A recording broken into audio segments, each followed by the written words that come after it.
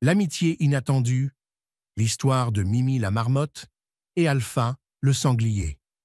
Il était une fois, au cœur des montagnes, une marmotte nommée Mimi et un sanglier nommé Alpha.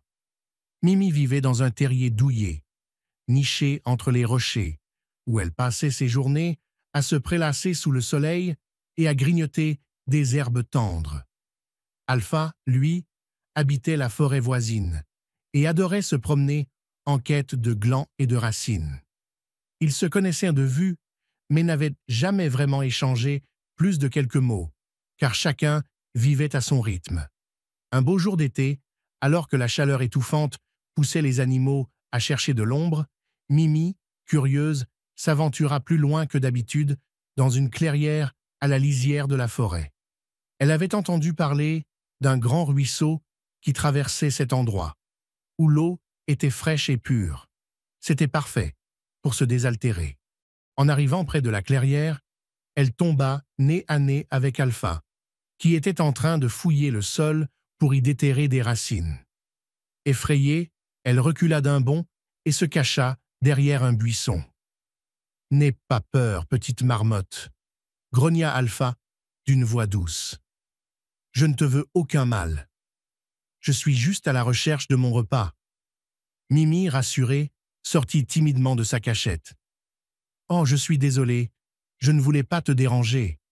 Je cherchais le ruisseau pour boire un peu d'eau, mais je n'arrive pas à le trouver. » Alpha, qui connaissait bien les environs, sourit.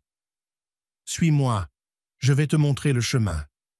Le ruisseau n'est pas loin, et l'eau est délicieuse par cette chaleur. » Ensemble, ils traversèrent la clairière, Alpha ouvrant la marche avec ses pas lourds et puissants, tandis que Mimi trottinait derrière lui.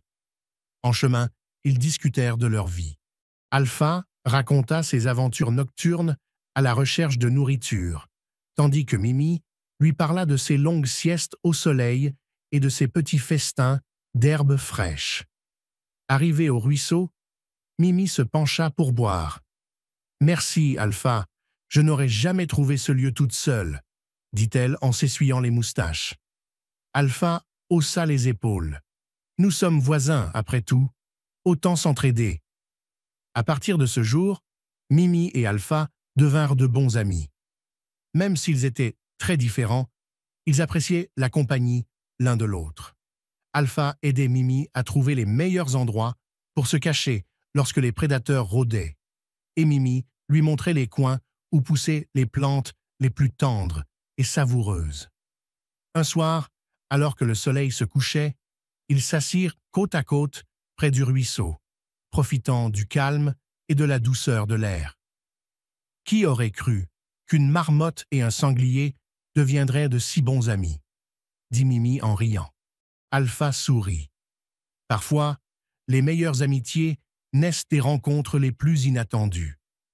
Et c'est ainsi que Mimi et Alpha continuèrent à vivre en paix, profitant des merveilles de la montagne et de la forêt, prouvant que l'amitié n'a pas de frontières, même entre les créatures les plus différentes.